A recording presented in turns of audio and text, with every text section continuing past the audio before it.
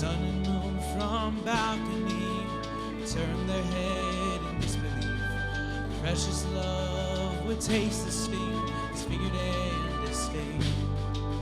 On Friday a thief, on Sunday a king, laid down in grief, but woke with the keys from hell on that day, firstborn of the slain. The man Jesus Christ laid death in his grave.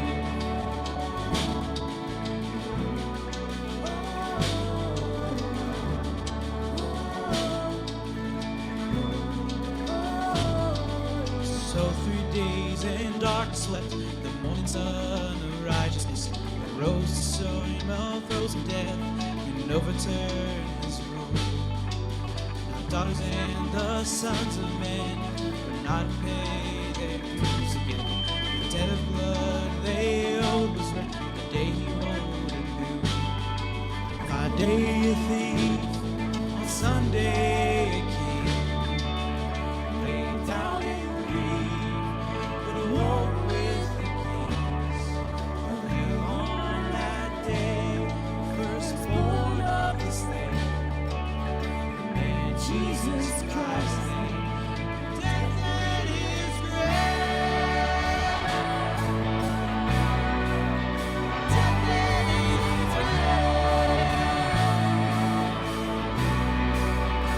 Death in his grave. Death in his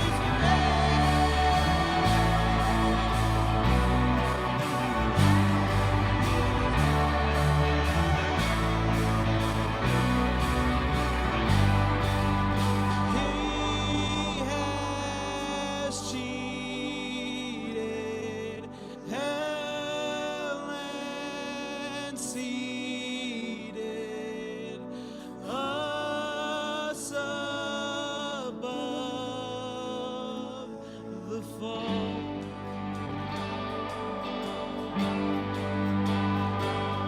In desperate places, He made our wages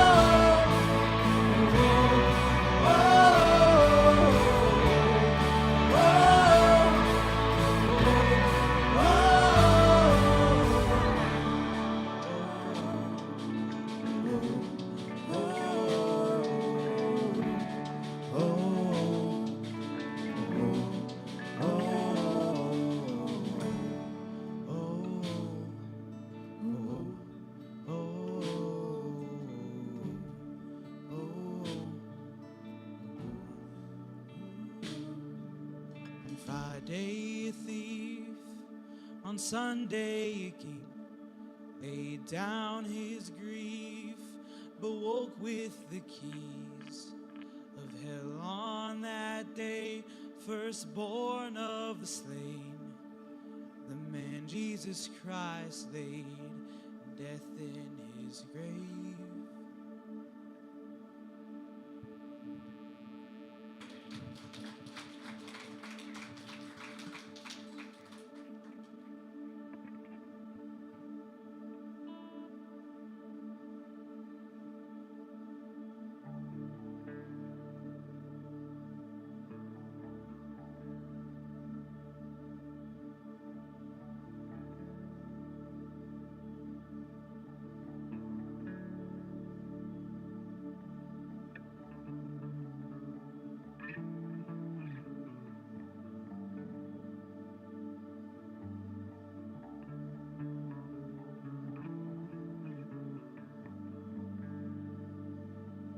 Troubled Messiah,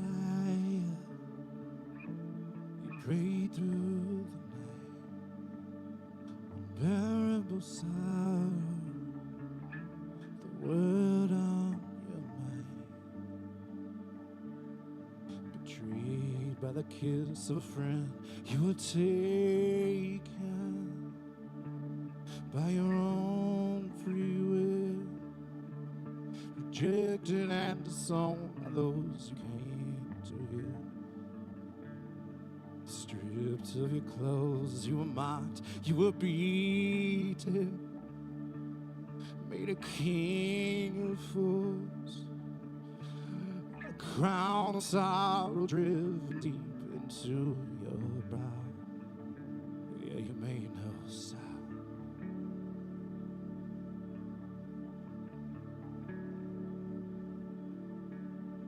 What you went through to love me,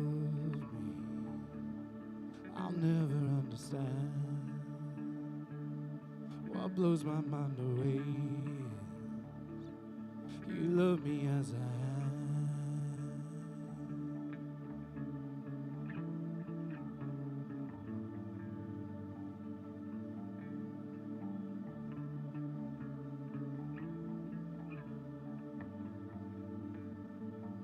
They come from Barabbas, a king for a thief, parading your kindness like rags through the streets, draped with the weight of the world on your shoulders as you climb that hill, a burning fire to grave, from flesh and bone to bed. You stretch out your arms as you welcome those Roman nails, your body frail, the very hands that shaped the world hung up to bleed. Lifted on high, crucified in a no sin, the Nazarene, the Son of Man, the Lamb of God, Emmanuel, given to die.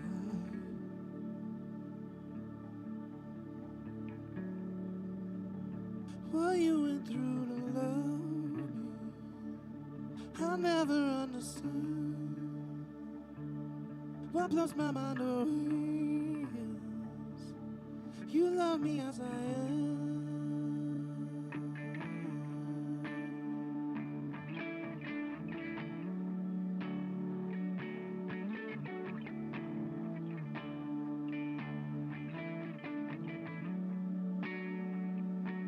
Precious Redeemer, Lamb that was slain, hope for the hopeless, lifter of shame, friend to the sinner, grace to my soul.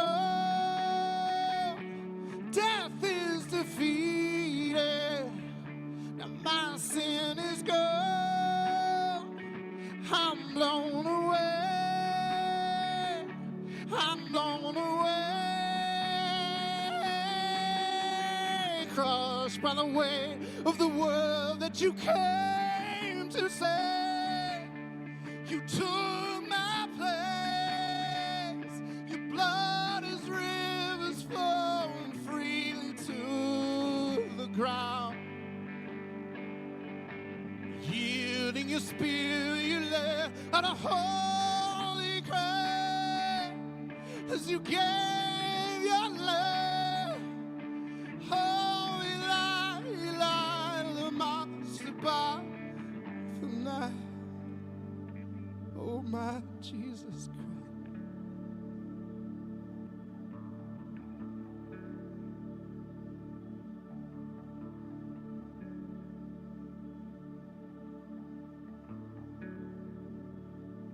You went through to love me, I'll never understand. What blows my mind away is you do it all again.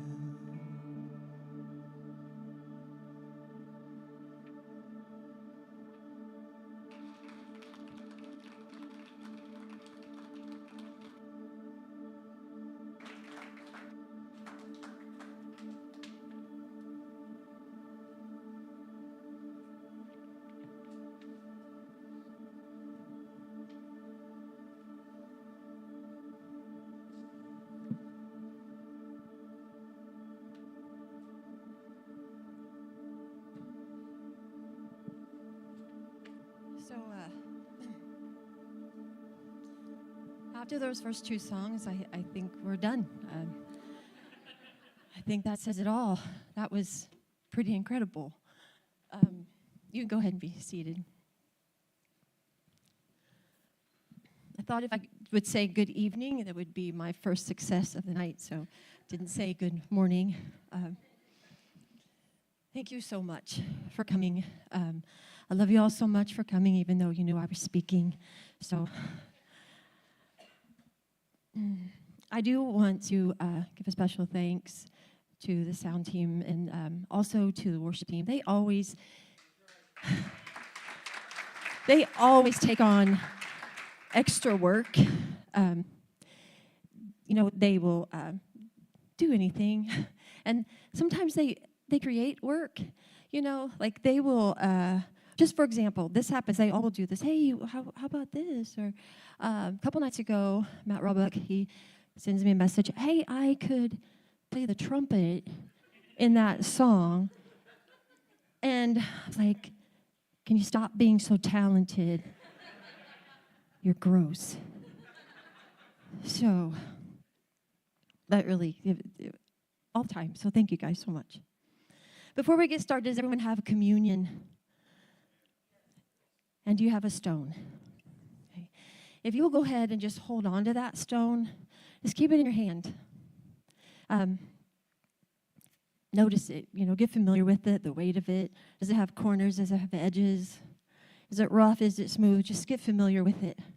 I won't preach long, so listen fast. Sorry, I just had a moment. I cannot believe I'm up here. Wow. Okay.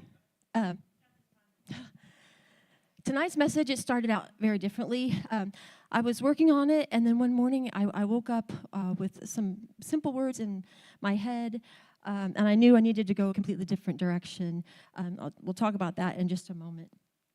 I don't know if anyone has ever wondered why Jesus died. Or if you're like me, because sometimes I battle with a 5-year-old in my head where I have a lot of whys. And it's like, why did Jesus die? Why did he die like that? So I started asking myself, why did Jesus die? And it's a lot about what we're going to talk about tonight. I don't know if you're familiar with VeggieTales.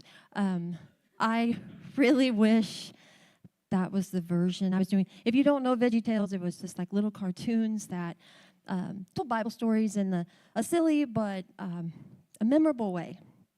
So I wish we were going to talk about purple slushies being thrown from the walls of Jericho, or Rack, Shack, and Benny, and the bunny. The bunny. I know we have to finish. Ooh, I love the bunny. Usually God surprises us in how he does things, but it's not always easy. So we may not figure it all out tonight, but these are just some of my thoughts. So I took a deep dive into why Jesus died, and I have to tell you, it has been excruciating. And the word excruciating is actually derived from the word crucifixion. So why did Jesus die? Of course, it was prophesied, but why did he die? So we probably need to look at how they crucified people. Historically, crucifixion probably started with the Assyrians and the Babylonians. It was systematically used by the Persians. It's believed that Alexander the Great brought it from there to the Mediterranean countries. And it was later mastered by the Romans. I'm sure some of you have already heard like a report or an autopsy of what might have happened to Jesus. And we're gonna talk about a little bit of that tonight, along with just a little short narrative just to kind of follow along the timeline of the events that were taking place. Some of it may not be easy to hear. I'm not going to say that every medical detail that is given tonight is exactly what happened to Jesus, but it is based on what history has taught us in the Bible, what history has taught us about crucifixion, and what science has taught us about the human body. So Jesus probably would have been in really good shape. He was a carpenter by trade, so he had physical labor. He did a lot of his ministry on foot, so he walked a lot. So his stamina and his strength probably would have been really good. So keeping that in mind, if the torture of crucifixion could break a man in such good shape, it had to be an absolutely horrifying experience. I chose this particular autopsy report, not because it's the most popular, but because we've been in this series, Who Needs God? And this report is called The Science of Crucifixion. And I thought that was very fitting, given that I knew it was based on the crucifixion of Jesus. It's by Colleen Schreier. She's a PhD out of Azusa Pacific University.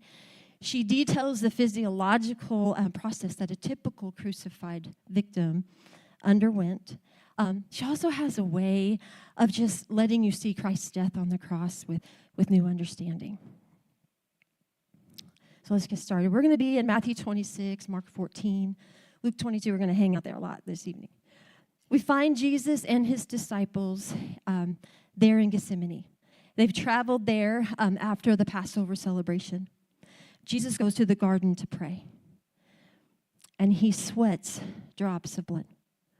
So in Luke 22:44, and being in anguish, he prayed more earnestly, and his sweat was like drops of blood falling to the ground.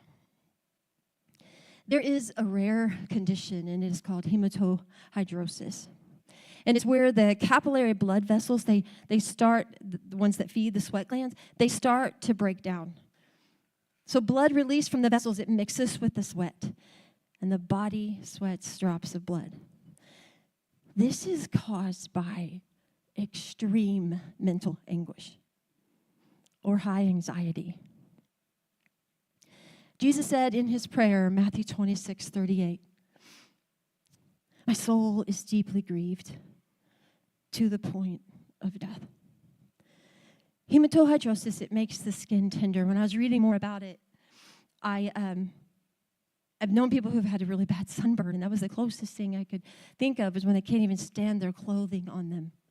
But it makes the skin tender, and it makes it very fragile. And in this report, it is believed that that is one of the first reasons why Jesus died.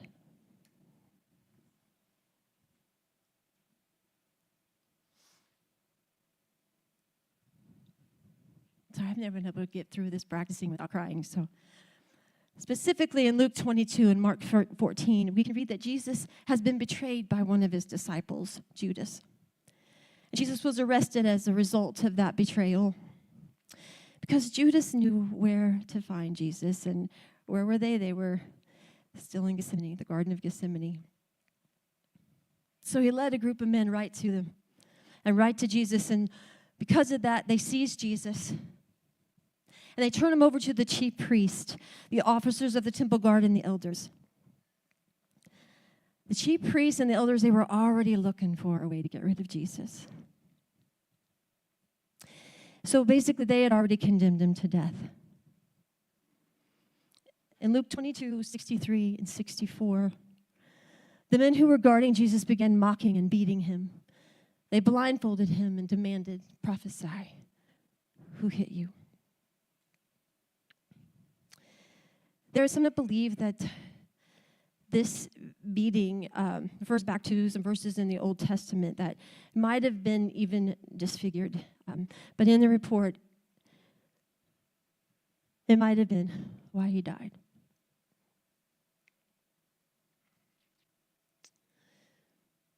Because the chief priests and the elders, they want Jesus executed, they hand him over to Pontius Pilate. We're still in Matthew 26, Mark 14, Luke 22, and a little bit of John 18. We can read that when Pontius Pilate begins to question Jesus, he realizes that Jesus is a Galilean. So Pilate sends Jesus to Herod, to King Herod, because Pilate, he's over Judea, but Herod is over Galilee. But also, Pilate doesn't really know what to do with Jesus, so if he can get rid of him and not have to deal with the angry crowd outside, then he was going to do that. So Jesus gets before Herod, and Herod is real excited to see Jesus because he has heard a lot about Jesus, and he believes that maybe Jesus will do a sign. But Jesus doesn't say a word. So basically, he just sends him back to Pilate, but not before. His soldiers, they put a robe on him, and they mock him. By the time Jesus gets back, because of this trade-off, he's had to travel from Pilate to Herod, and then back again to Pilate. So in an already weakened state, Jesus would have walked approximately 2.5 miles. He hasn't slept. He's been mocked and he's been beaten. His skin remains tender from the hematidrosis. His condition worsens.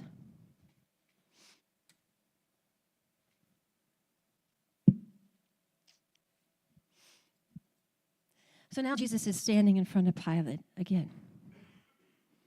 It was custom during the festival to release a prisoner chosen by the people. Pilate asked the crowd, who do you want released? Is it Barabbas or Jesus? But the chief priests, they'd already been persuading the crowd, already telling them what to say, telling them to release Barabbas. So they released Barabbas. And it's required by Roman law that you are flogged before crucifixion. Because of this tradition, Jesus most likely would have been stripped of all of his clothing. Flogging covered the area from the shoulder down to the upper legs. The whip used in flogging consisted of typically multiple leather straps. In the middle of those leather straps were metal balls. And at the end of those straps was sheep bone. So when they would lash Jesus, the metal balls would bruise his skin very deeply. And the sheep bone would have dug into his skin. And every time they would draw back, it would rip out chunks of his flesh, exposing the bone. It was a Jewish custom, that 40 lashes was a death sentence. So a lot of people believe that 39, that he would have received maybe 39 lashes. I have no reason to believe that the Romans would follow Jewish custom. So as angry as they were, I don't know that I believe that it stopped at 39.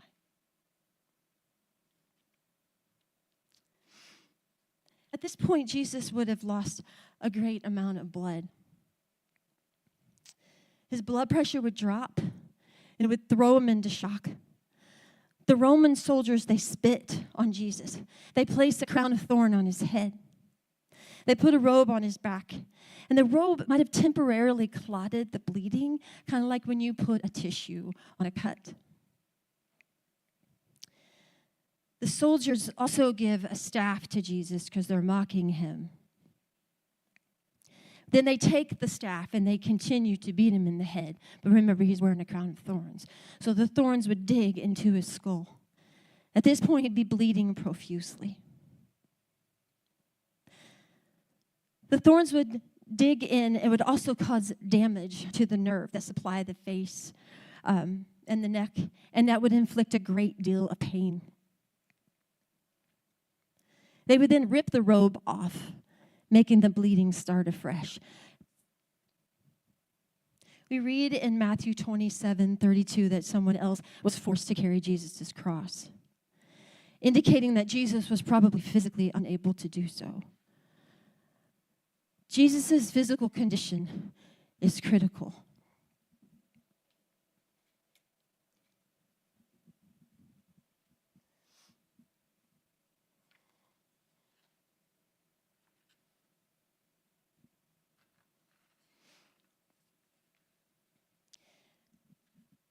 The accused would be nailed to the cross while they were lying down. So Jesus, in his already critical state, he would have been thrown to the ground. This would reopen his wounds and the dirt would grind in. The Greek meaning of the word hand, it includes the wrist. I know a lot of times we see a picture of the scars in his hands, but it is believed that they would have driven the 7 to 9 inch nail into his wrist. Because remember, the Romans have mastered their technique. If they drive the nail into the hands, once the body is up on the cross, it would fall. It couldn't be supported. But to go into the wrist between those bones, that would support the weight and the body would remain on the cross. When they drove the nails into Jesus' hand this way, it would sever the major nerve to the hand, which is the median nerve. That would cause continuous and agonizing pain up both of Jesus' arms.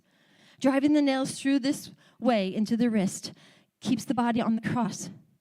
But the weight of the body would dislocate his shoulders and his elbows. At this point, in this position, Jesus' arms stretch out an additional 6 inches. As often pictured, it is likely that they would have gone through the tops of his feet. The knees would be at a 90-degree angle. And driving in the nails that way, it would support the weight. Again, the nails would sever the dorsalis pedis artery, causing acute pain. Jesus he's dying a slow and agonizing death.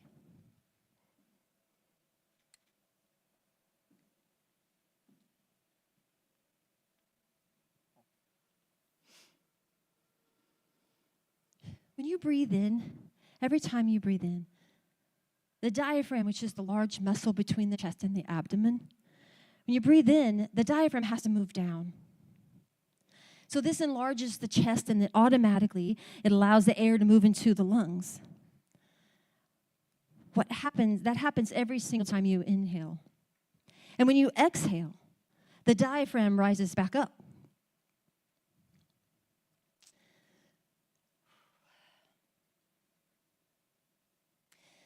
That forces the air out. For Jesus, as he hung on the cross, the weight of his body pulls down on the diaphragm and it leaves it there. So the air moves into the lungs and it stays there. Just to exhale, he has to bear the weight on his already nailed feet. He would have to push up on his nailed feet just in order to breathe. We know in the Gospels that Jesus spoke 7 times from the cross. So when you think about that he had to push up to say in Luke 23:34, Father, forgive them, for they do not know what they are doing.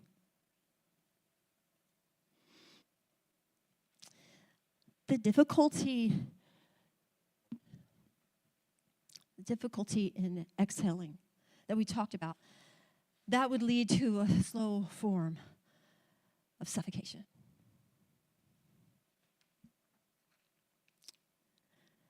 Jesus, he's closer to death.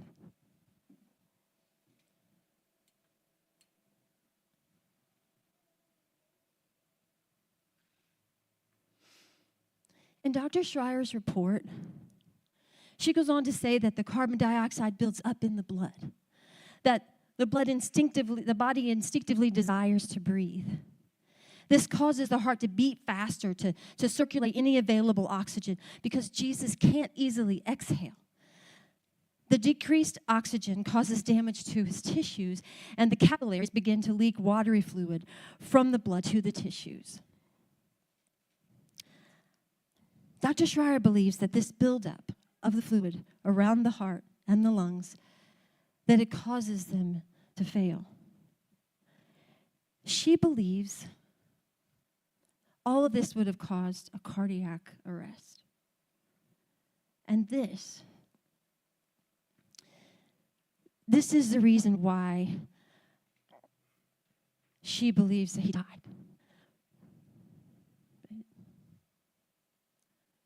I'm not a doctor. I think that Dr. Schreier is brilliant. I love her heart for Jesus. I don't think that's why Jesus died. Sure, it's probably what happened to his physical body. But one thing remained, and that was love.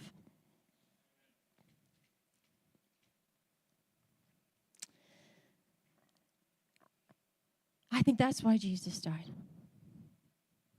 And when I started this evening, I told you that I had started it in a different direction than what I thought I wanted to say tonight. But then I heard these words waking up, and it was just love, perfect love. And I knew that ultimately that was the cause of Jesus' death.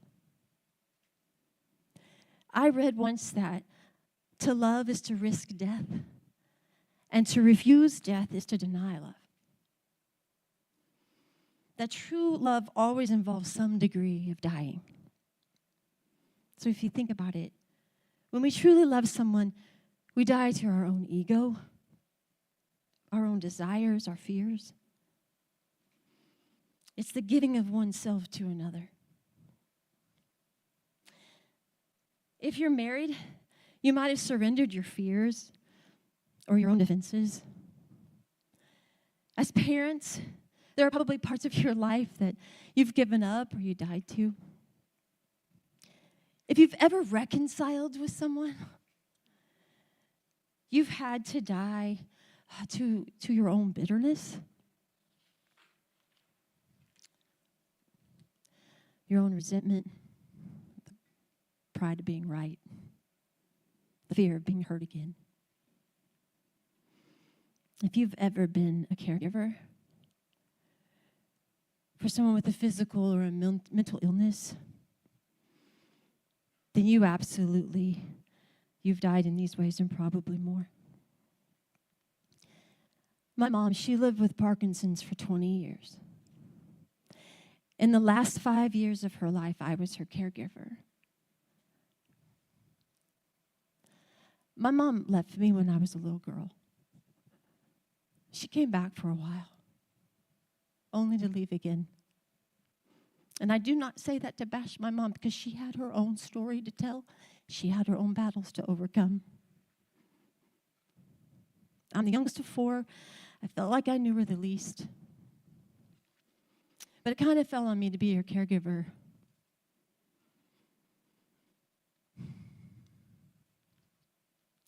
Some of you might remember me telling you about the church that I attended for a long time.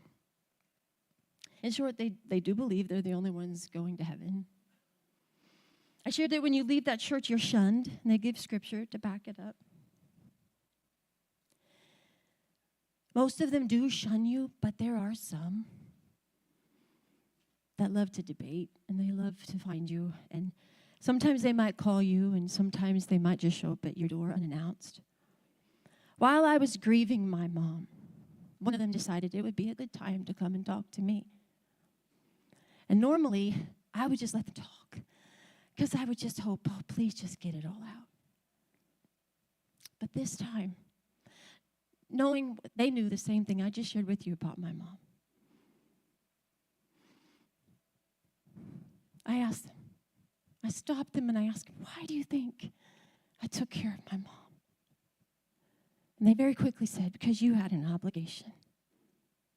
And I said, you know nothing about love.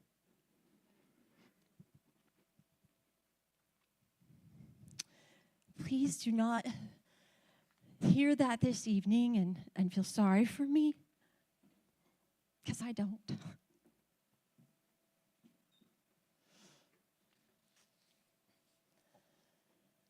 Because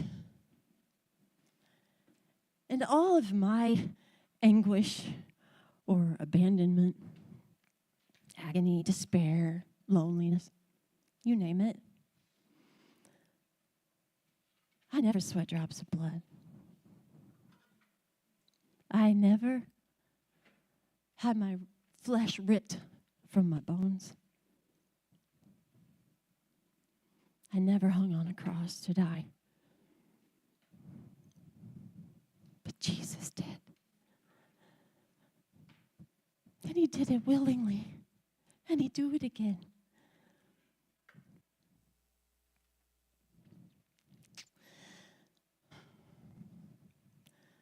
For me, the reason that we say love is the best thing we do every single week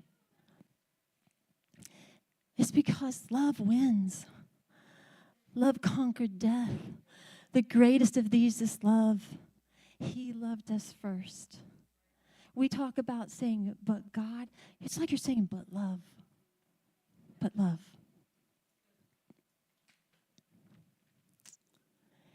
His love is overwhelming, and it is never ending. And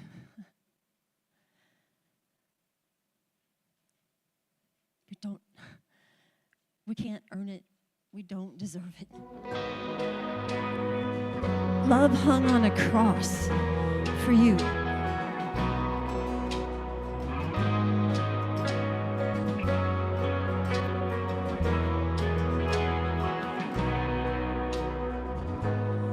Before I spoke a word, you were singing over me.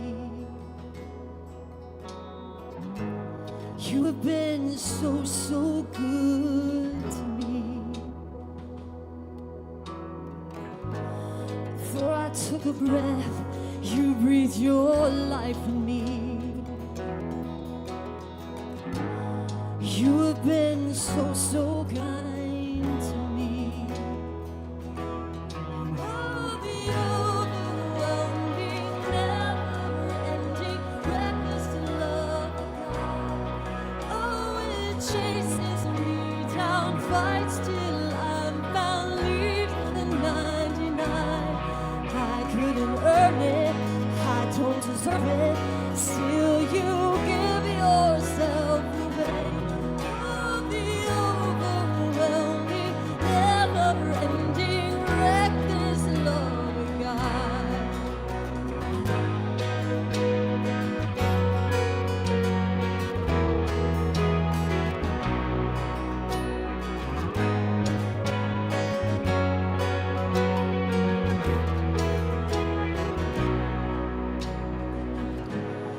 I was your fault, still your love fought for me. You have been so, so good to me. But I felt no worth, for you paid it all for me. Yes, you did. You have been so, so kind to me. Oh, the overwhelming, never-ending, reckless love of God.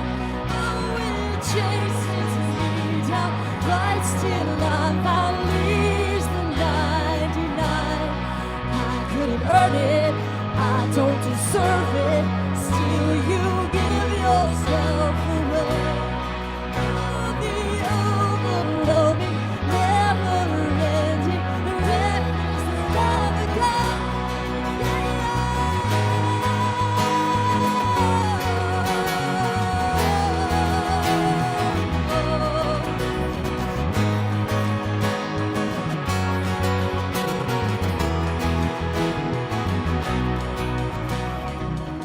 There's no shadow you won't light up, mountain you won't climb up, coming after me. There's no wall you won't kick down, lie you won't tear down, coming after me. There's no shadow you won't light up, mountain you won't climb up, coming after me. There's no wall you won't kick down, lie you won't tear down, coming after me. There's no shadow you won't light up, mountain you won't climb up, coming after me. Oh no, the wall you won't kick down, lie you won't tear down, coming after me. There's no shadow you won't light up, mountain you won't climb up, coming after me. There's no wall you won't kick down.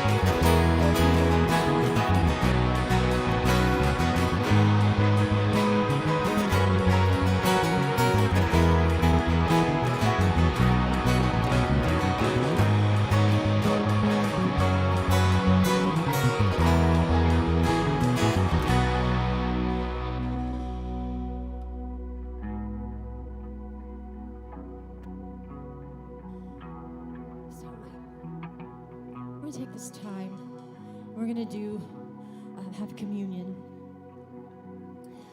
If you will go ahead and get your communion cups, I'm just going to explain them. They can be tricky.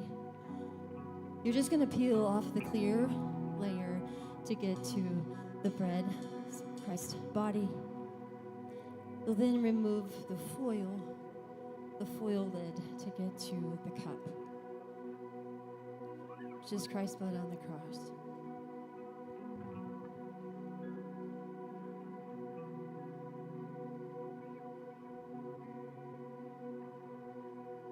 So before we do that, Morgan is going to read a couple verses, and then we're going to have a prayer.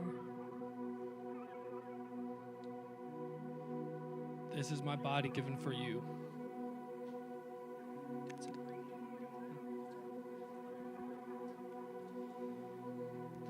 This is my body given for you.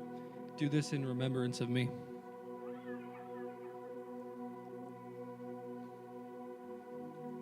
And this cup is the new covenant in my blood, which is poured out for you. Corey's going to lead us in a prayer.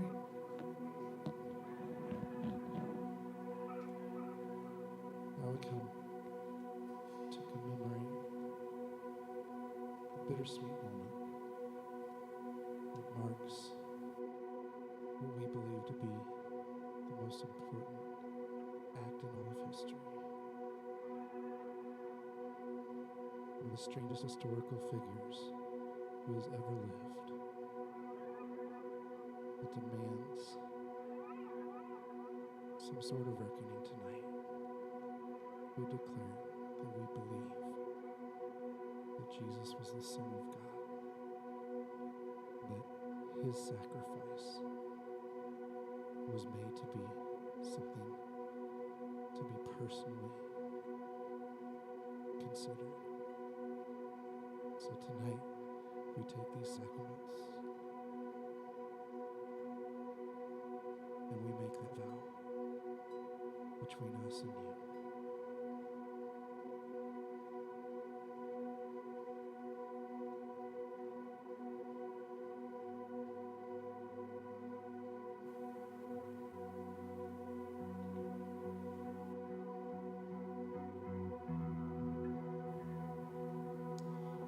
We have one more song this evening, and but before we do, the Stones.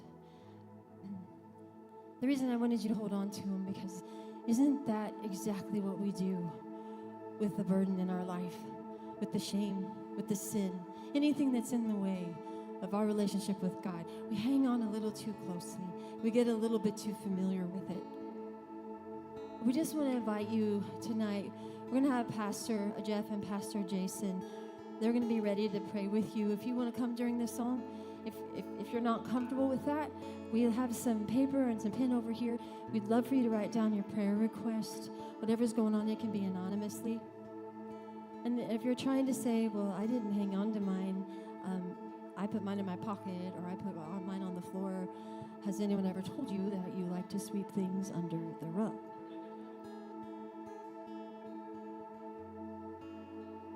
But we do want to invite you to put that down tonight, because the stone was already rolled away.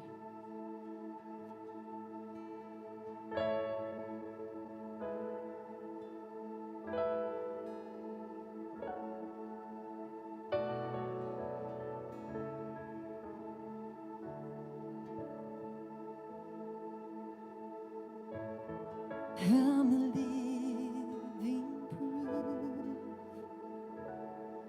of what the mercy of God can do. If you knew me then, you'd believe me now. It turned my whole life upside down. Took the old and he made it new.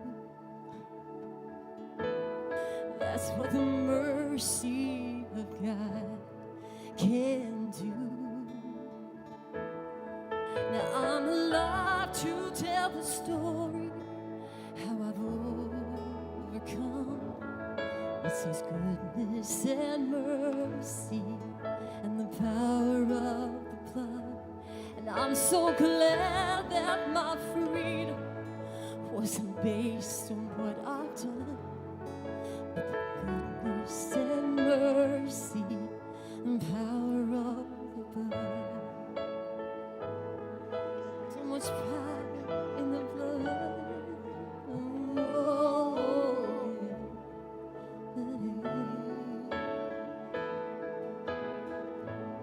Thought I deserved to be 6 feet beneath the earth.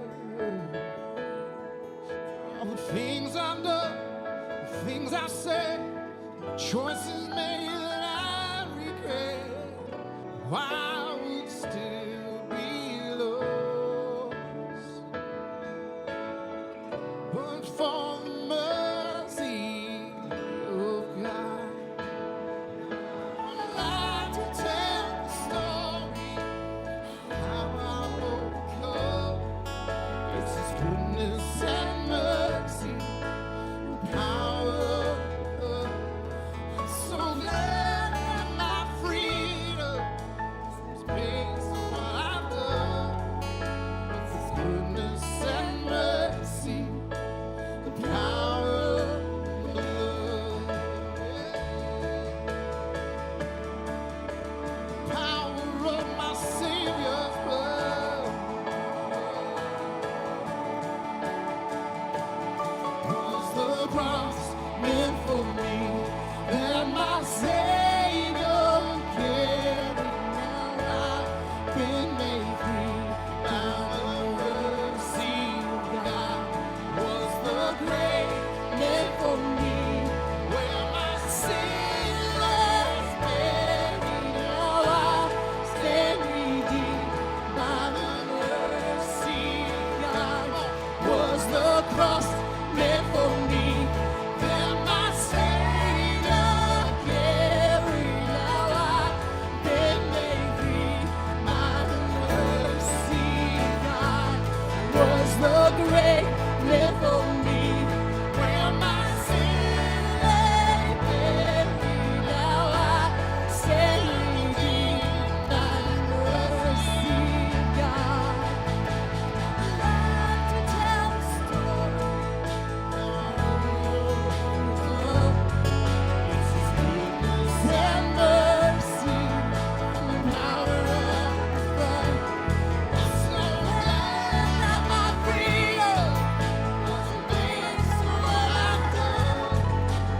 Goodness and mercy, power of love. It's His goodness and mercy, power of love. It's His goodness and mercy, power of His blood. Can wash away my sin.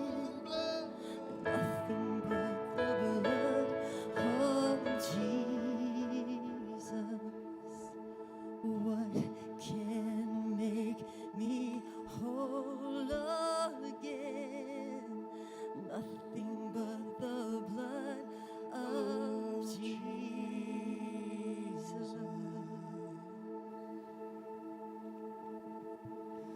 And as you head out into this Easter weekend, please remember that love is the best thing that we do.